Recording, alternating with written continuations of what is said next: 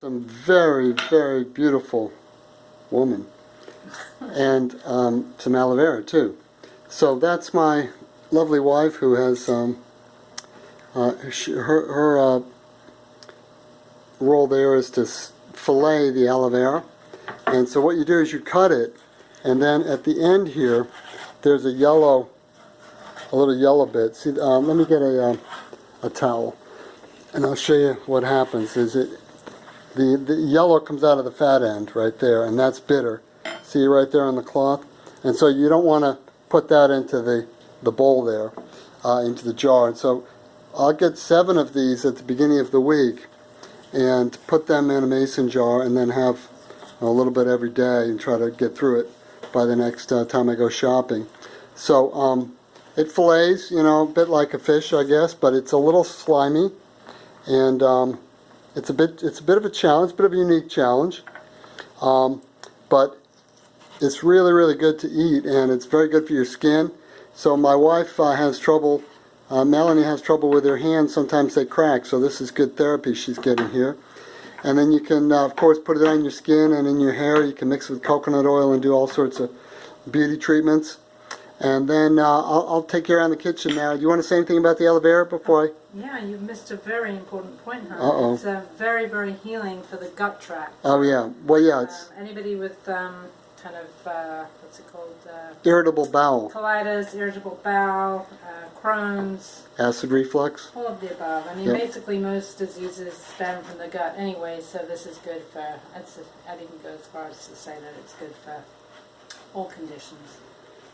Yeah, and it'll definitely, you can definitely tell people that eat aloe vera have better skin, and these are 99 cents each, so it's a bit of an investment, $7 a week, but I think it's well worth it, and it's very calming to the gut somehow. It's very nice if you're hungry and you eat this first.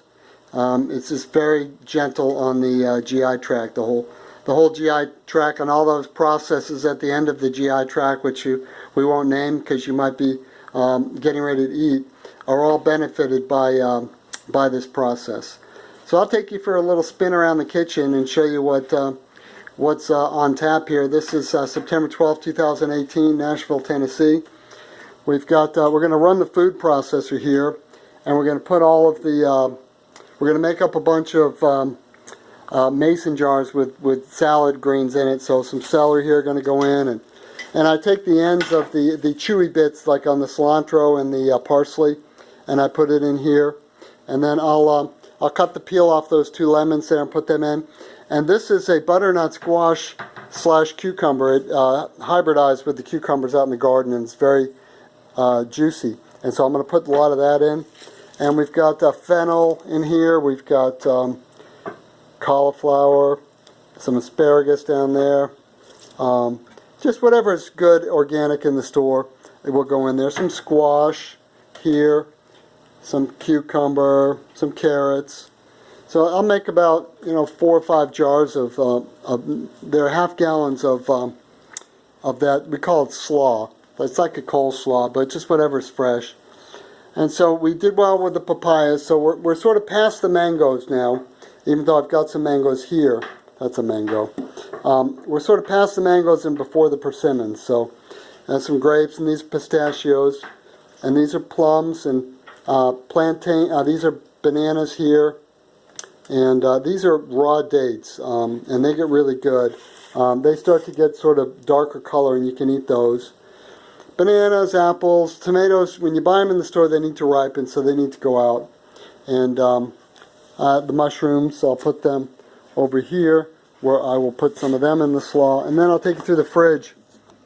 So I'll start out with the Dr. Joel Fuhrman Andy list. So I'll start out with kale when I start eating today. So I got that in the bag right there. Two things of kale. I cut the stalks off and put it in the, it's going to go in the slaw. And this is bok choy, which is like number 2 on the Andy list. And then I've got a lot of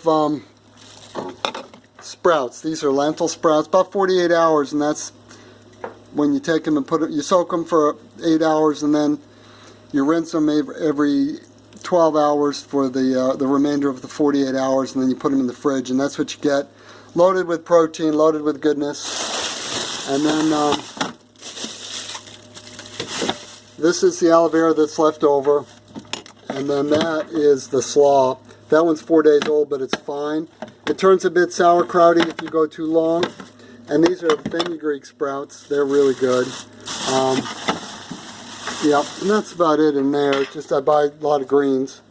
And yeah. So, and these are pawpaw seeds. If anyone needs any pawpaw seeds, the pawpaw harvest is over and we're ready to plant the seeds. And I'm sure Melanie will have more to say. I'll come around here where the light's a little better and see if she has any parting comments. No parting comments. So, what I'll say is, what I've been learning lately is to eat a lot of cellulose at the beginning. When so don't eat till you're hungry, and when you're hungry, eat a lot of greens like the kale, the bok choy, the lettuce, the spinach, anything with a lot of green sort of chlorophyll in it. Because you gotta think what chlorophyll does. It takes in carbon monoxide, which is your waste, carbon dioxide, and then it gives out oxygen, which your body needs. So it's those little chlorophyll molecules are oxygen-producing machines, and all of your body runs on glucose and oxygen. Every cell in your body, that's what it wants.